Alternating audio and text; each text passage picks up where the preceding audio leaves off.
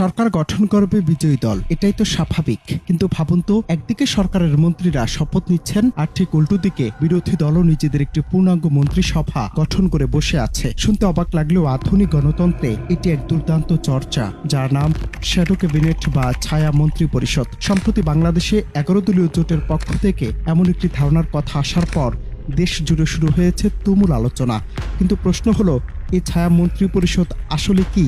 এটি কি কেবলই নাম সর্বস্ব কোনো কমিটি, নাকি রাষ্ট্র পরিচালনায় সরকারকে চ্যালেঞ্জ জানানোর এক শক্তিশালী অস্ত্র? এই ব্যবস্থার গোড়াপতন হয়েছিল ব্রিটিশ রাজনীতিতে।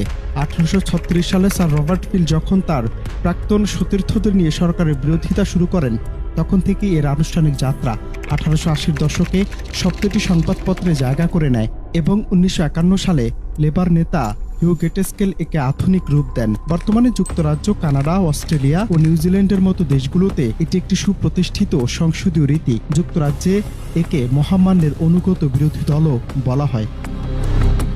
ছায়া মন্ত্রী পরিষদের মূল কাজ হলো বর্তমান সরকারের প্রতিটি মন্ত্রীর কাজের উপর ছায়ার মতো লেগে থাকা। ধরুন, বর্তমান সরকারের স্বরাষ্ট্রমন্ত্রী বিদেশ থেকে অস্ত্র কেনার সিদ্ধান্ত নিলেন, ঠিক তখনই ছায়া স্বরাষ্ট্রমন্ত্রী বিশ্লেষণ করে দেখবেন সে অস্ত্রের দাম ও মান ঠিক আছে কিনা। যদি কোনো দুর্নীতি বা অপচয় হয়, তবে তারা বিকল্প প্রস্তাব নিয়ে জনগণের সামনে হাজির হবেন। এমনকি অনেক দেশে সরকার যখন বাজেট পেশ করে, ছায়া মন্ত্রিসভা তখন পাল্টা একটি বিকল্প বাজেট দিয়ে বুঝিয়ে দেয় যে তারা ক্ষমতায় থাকলে দেশ আরও কত ভালোভাবে পরিচালনা করতে পারত। বাংলাদেশের রাজনীতিতে এনসিপি বা জামায়াত ইসলামীর মতো দলগুলোর যদি সরকার চালানোর অভিজ্ঞতা কম থাকে, তবে ছায়া মন্ত্রিসভা হতে পারে তাদের জন্য বড় একটি প্র্যাকটিস গ্রাউন্ড। বিশ্লেষকদের মতে, যদি আসলে একটি শক্তিশালী ছায়া ক্যাবিনেট গঠিত হয়, তবে সেটি নাগরিকদের জন্য আশীর্বাদ হতে পারে।